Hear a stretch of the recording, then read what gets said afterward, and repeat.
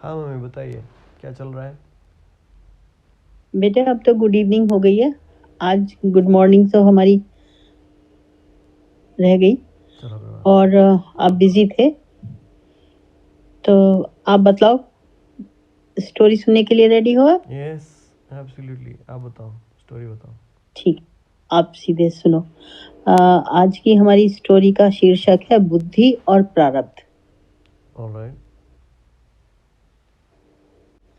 जो कहते हैं होनी होनी है, जिसको कहते हैं कि भाई हमारा विधाता हमारे अ, मस्तक पे लिखता है कि तुम्हारी लाइफ में ये होगा, अच्छा। उसको कहते हैं प्रारब्ध। तो मेरी स्टोरी में जो प्रारब्ध है उसको कैसे एक बुद्धिमान शिष्य ने बदल दिया, ये आज की स्टोरी है। अब मेरी इस स्टोरी में एक थे ऋषि और एक थी उनकी पत्नी, ऋषि पत्नी, और एक उनका शिष्य था। उनका शिष्य अपने गुरु को बहुत प्यार करता था और उनकी पत्नी को बहुत सम्मान करता था और उनकी बहुत सेवा करता था और गुरु माता समझता था, अपनी माँ के जैसा उनको करता था, बहुत ज्यादा उनकी सेवा और प्यार भक्ति। और जो भी ऋषि उसको सिद्धि प्राप्त करता था वो अपने ऋषि से, ऋषि बहुत बहुत ही प्रकांड पंडित और बहुत ज्ञानी ऋषि थे वो, और उनकी बहुत सिद्धियां थी जिसे वो शिष्य उनका तत्परता से सीखता था और बहुत इन्वॉल्वमेंट के साथ में अपने ऋषि की बात मानता था। ऋषि बहुत उसे प्यार करते थे और उस पर बहुत ट्रस्ट करते थे। और इसी बीच में ऋषि को किसी अपनी तपस्या के लिए बाहर जाना पड़ा और ऋषि की पत्नी गर्भवती हो गई, प्रेग्नेंट हो गई। तो उसने अपने शिष्य से कहा कि पुत्र, मुझे जरूरी बाहर जाना पड़ रहा है, लेकिन तुम अपनी गुरु माता का ध्यान रखना और इनका जब प्रसव हो, मतलब इनका जब डिलीवरी हो, तब इनके आसपास ही रहना, तुम ध्यान रखना मेरे परिवार का। और इतना कह के वो तो चले गए और शिष्य ने उसको गांठ बांध ली। माने गांठ बांध ली मतलब उसे बहुत सी हेलो सुन रहा हूँ। हाँ, उसे बहुत सीरियसली लिया और अपनी गुरु माता की सेवा करने लगा। अब जब डिलीवरी का समय आया तो वो वहीं पे ही था, उस कमरे के बाहर जिसमें डिलीवरी होनी थी, और वो किसी को भी जाने नहीं दे रहा था वहां पे, अलावा जो डिलीवरी करने वाले लोग थे उनके अलावा वो किसी को भी जाने नहीं दे रहा था शिष्य। तभी उसने देखा कि एक दिव्य सा पुरुष आया और अंदर जाने की कोशिश करने लगा। ठीक है। तो उसने कहा, उसने उसमें तो अगर कोई ऐसा दिव्य शक्तियों वाला था पुरुष तो वो जा सकता था अपने आप ही, लेकिन उसने उसको अपनी सिद्धियों से बांध रखा था। उस पूरे जहां पे भी वो डिलीवरी का एनवायरनमेंट था उसको, उस शिष्य ने। अच्छा। तो वो सिद्धि की वजह से वो दिव्य पुरुष उसमें प्रवेश न कर पाए। तो उसने कहा, उससे पूछा, आप कौन है महात्मन? तो वो दिव्य पुरुष बोला, मैं ब्रह्मा हूँ और मुझे ये शक्तियां हटाओ भाई, और मुझे जाना है। और जो बच्चे आए हैं उनके मस्तक पे उनका विधि लिखना, विधि का लेख होता है ना, मुझे उनका प्रारब्ध लिखना है, उनकी डेस्टिनी लिखनी है, उनकी लाइफ में क्या होगा, मुझे उनका प्रारब्ध लिखने के लिए अंदर जाने दो।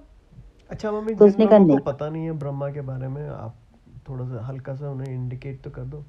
मुझे तो खैर पता है, लेकिन क्या पता ये जो जिनका कल्चर ये नहीं है वो भी सुन रहे हो।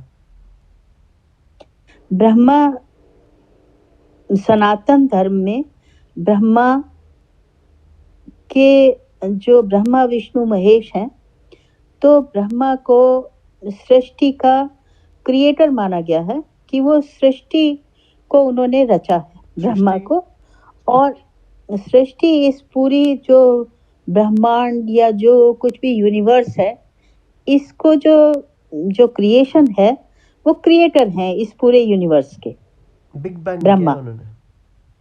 हाँ, जो कुछ भी घटनाएं हुई हैं वो सब। और जो विष्णु है उनको कहते हैं, वो उसका पालन पोषण करते हैं, लुक आफ्टर वो करते हैं विष्णु भगवान। और शंकर जो शिव हैं, वो जितना भी डिस्ट्रक्शन होता है, जो नाश की प्रक्रिया होती है, उसको जब डिसबैलेंस हो जाती है क्रिएशन, तब उसको नष्ट करने का काम, नाश का काम शिव का है। अच्छा। तो जो ब्रह्मा है वो क्रिएटर है।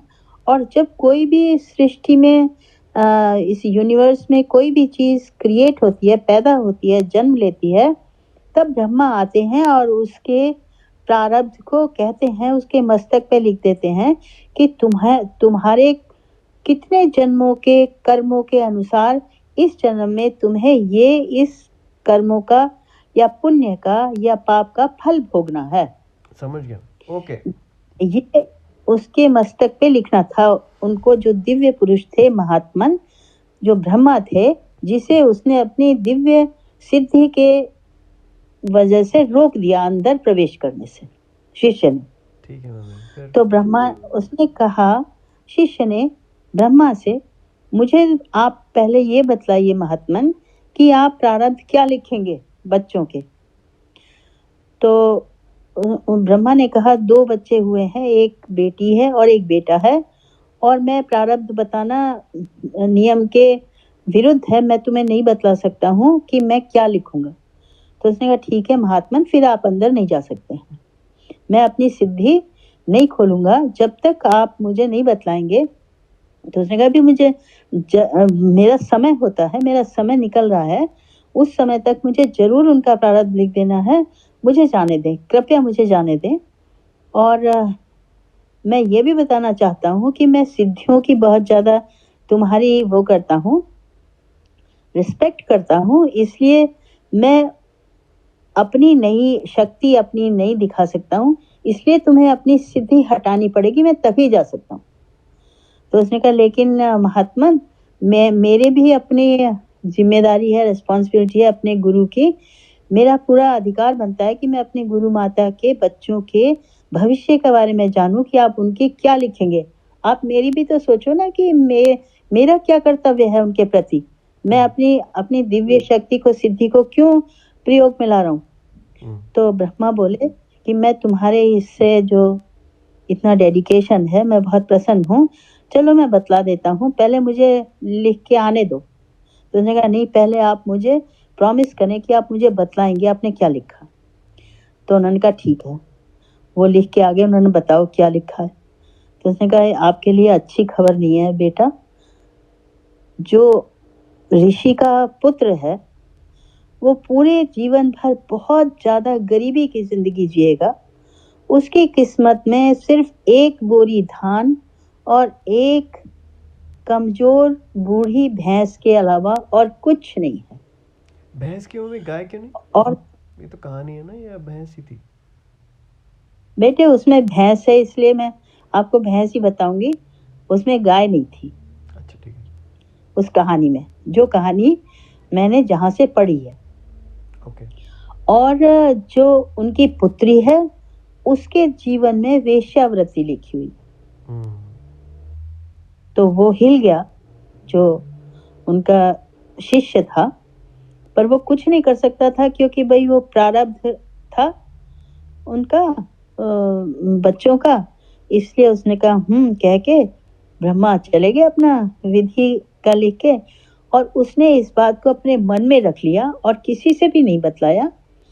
और वो अपने गुरु का प्रतीक्षा करने लगा कि वो जब आ जाएंगे तब मैं चला जाऊंगा अपनी सिद्धियों की और उच्च शिक्षा प्राप्त करने के लिए आगे। ठीक है। कुछ दिन के बाद में ऋषि आ गए, लेकिन उसने ये बात ऋषि से नहीं किसी से भी नहीं बतलाई। और वो ऋषि पत्नी को अपने उनके पति के सुपुर्द करके, और वो अपनी उच्च शिक्षा के लिए शिष्य आगे चला गया। और उसने 14, 15, 16 साल तक बहुत अपना शिक्षा प्राप्त की, देशाटन किया और जो उसके पास और सिद्धियां थी उन्हें बढ़ाया, प्राप्त किया और फिर वो वापस आया और उसे एकदम से ऋषि के बच्चों की याद आई और अपने गुरु माता की और उनके परिवार की याद आई कि अब वो कैसे होंगे, कहाँ हैं। तो वो गया वहां पे जहाँ पे वो रहते थे। पता चला वही ऋषि उनकी तो मृत्यु हो चुकी है और गुरु माता भी अब रही नहीं और उनके बच्चे कहाँ चले गए पता नहीं। वो ढूंढता ढूंढता उन बच्चों को पता चला कि भाई ऐसे ऐसे वहां से चल के एक गांव में एक बच्चा आया था 15-16 साल का और गरीब सा था और उसने बताया था उसके पिता से ऋषि थे और अब वो यहीं पे बस गया है और अपनी बहुत गरीबी की हालत में रहता है और पूरा परिवार एक उसकी पत्नी के साथ में परिवार के साथ वो गया। उसने देखा तो बड़ी फटे हाल खस्ता हाल में एक झोपड़ी थी, मरियल से कुछ बच्चे थे और बहुत जैसे दरिद्रता का साकार रूप था उस घर में। और उनका ऋषि पुत्र और उसकी पत्नी थी। तो उसको अपने ऋषि के बेटे के परिवार को देख के, क्योंकि उसे प्यार करता था ना, तो अंदर से द्रवित हो गया, हिल गया और उसे बहुत बहुत दुखी हो गया वो। और उसने कहा, पूछा आप कौन हैं? तो इतना ज्यादा उनका व्यक्तित्व था सुदर्शन, उसका शिष्य का, और गौर वर्ण, बड़ी आंखें और ऊंचा माथा, बिल्कुल चमकता हुआ तेज के साथ में जो पूरा भव्य उसका व्यक्तित्व था। तो देख के दोनों जो पति पत्नी थे एकदम साष्टांग प्रणाम किया कि महात्मन आप कौन हैं? बताया कि मैं ऐसे तुम्हारा बहुत ही ज्यादा तुम्हारे परिवार का सदस्य हूँ।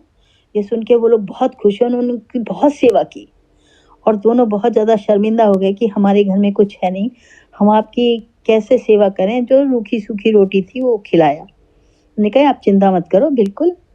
और जब शाम का समय हुआ तो उसने कहा, उसको बुलाया ऋषि पुत्र को और बोला कि बेटा मैं तुम्हें एक आप इसे आशीर्वाद समझ लो या सलाह समझ लो और मुझ पे विश्वास करते हो तो इसको, जो मैं तुमसे कह रहा हूँ इस बात को मानो। तो उसने हाँ बोलिए, क्या बात कहना चाहते हैं आप? कि पुत्र तुम ऐसा करो कि सुबह होने से पहले, शाम होने से पहले तुम ये जो तुम्हारे कोने में एक बोरी धान रखा हुआ और ये जो तुम्हारी भैंस है, तुम इसे जाके हाट में बेच आओ। तो एकदम से हिल गया वो। उसने कहा मेरे पास तो ये एक बोरी धान है और एक ये भैंस है, अगर मैं इसे बेच दूंगा तो मैं तो भूखा मर जाऊंगा, मेरे पास तो वैसे ही कुछ नहीं है। मैं अपनी पत्नी से सलाह करके आपको बतलाता हूँ। उसकी पत्नी बोली कि हमारे पास तो वैसे ही कुछ नहीं है और ये मुझे बहुत ज्यादा दिव्य सज्जन पुरुष लगते हैं, ये हमारा क्यों बुरा चाहेंगे? आप हमारे जीवन में वैसे ही कुछ ऐसा विशिष्ट है नहीं, आप ऐसा करें कि जैसे ये कह रहे हैं वैसे ही करो। आप शाम होने से पहले पहले इसको बेच आओ, एक बोरी धान और भैंस को।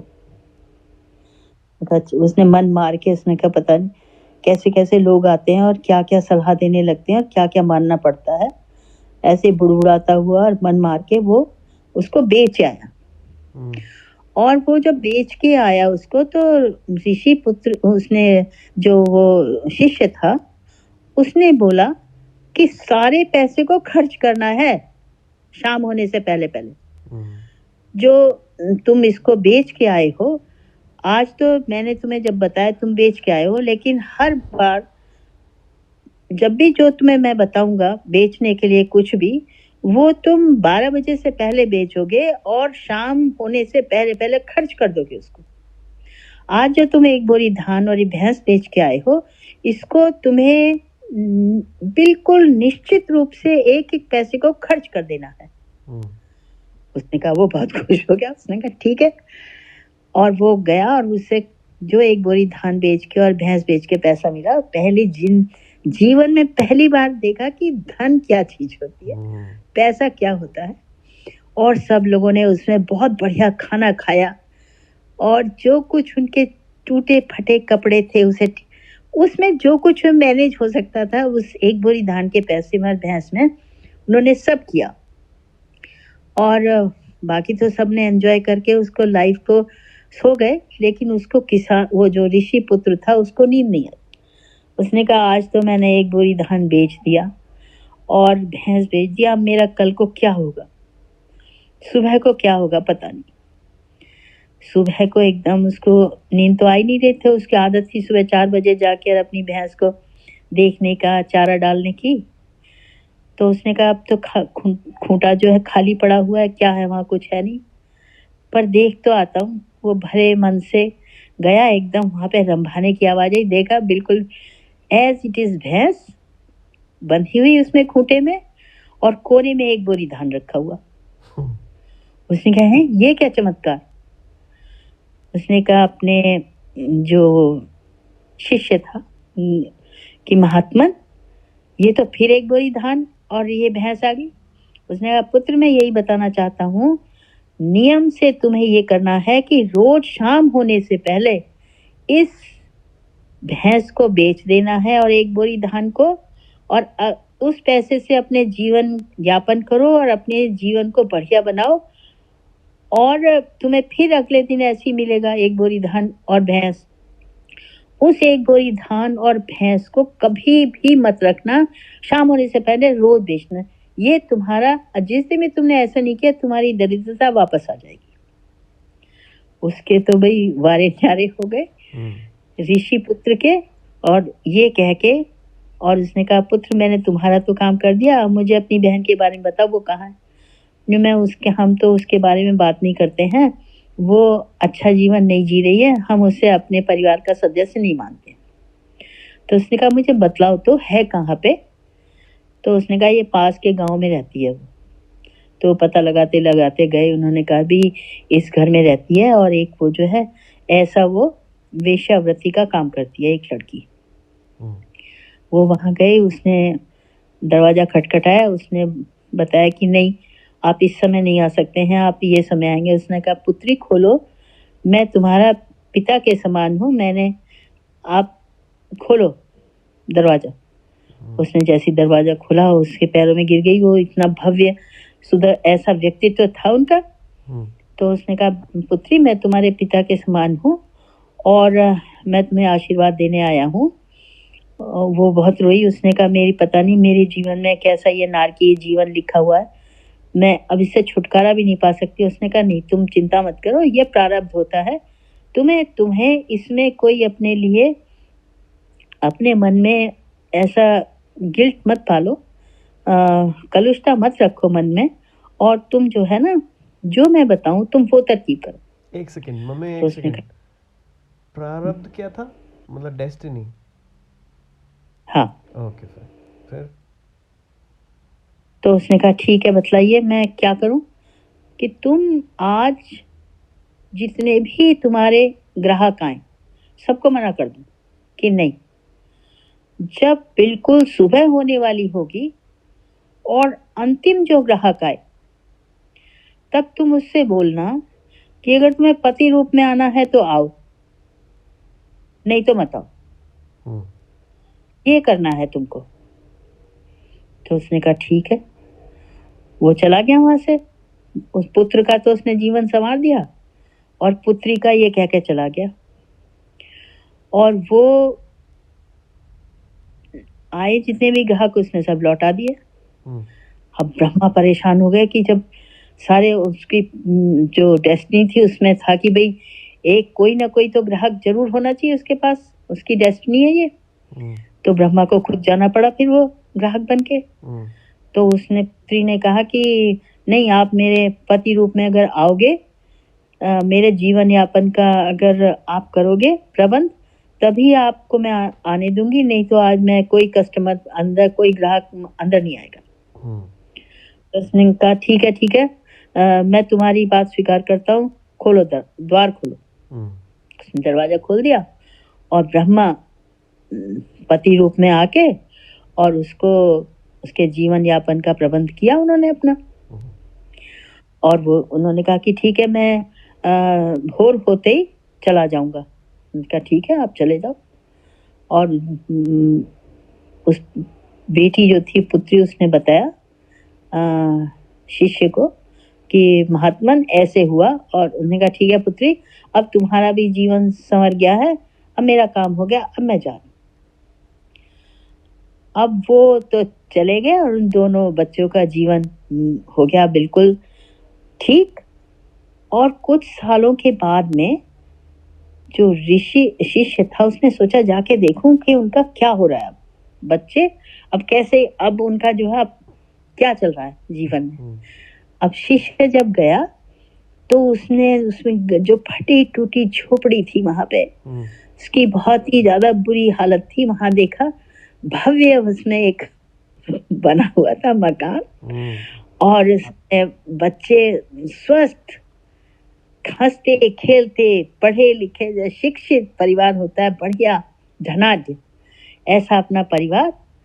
और ये उसने कहा पुत्र कैसा वो जो पुत्र था, जो पुत्र गरीब ऐसा, जिसके एक बोरी धान और भैंस वाला जो पुत्र, मतलब कैपिटल उसने गेन्स कहा करके उसने कैपिटल गेन्स कर भैंस बेच हाँ, के उसने पैसे रोज बना लिए। रोज बेचता था वो एक बोरी धान और भैंस। समझ गया। और उसमें इतना पैसा आता था कि वो बहुत सारा बचता था पैसा। और उस पैसे से उसके तो वारे नारे हो रहे थे। तो पैरों में लेट गए दोनों पति पत्नी। उसने कहा महात्मन पहले आप भोजन करें। तो जो उसकी पहले दिन उसने रोटी खाई थी सूखी, और उसे भी शर्मा रहे थे, उनके पास था नहीं, बिल्कुल 56 भोग जैसा उनको भोजन आया, खीर पूरी हलवा, क्या नहीं था पकवान ऋषि शिष्य की थाली में। वो बहुत प्रसन्न हो गया। उसने कहा पुत्र मैं बहुत प्रसन्न हूँ, अब तुम ये तरकीब याद रखना। हाँ महात्मन, हम नहीं भूलेंगे।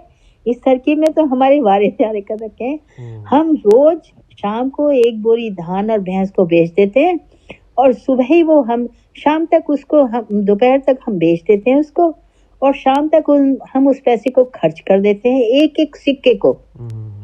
और अगले दिन सुबह को फिर हमें कोने में एक बोरी धान मिलता है और हमारे खूंटे पे एक भैंस मिलती है। मैं कहा ठीक है पुत्र, यही करते रहना तुम।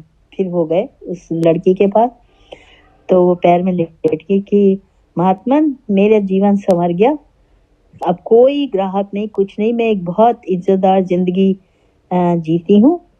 मेरे पति सुबह को आते हैं और भोर होने से पहले, मतलब मुंह अंधेरे आते हैं और भोर होने से पहले चले जाते हैं, पर मेरा सारा जीवन यापन सब उनकी जिम्मेदारी है और मेरी जीवन बहुत अच्छे से चल रहा है।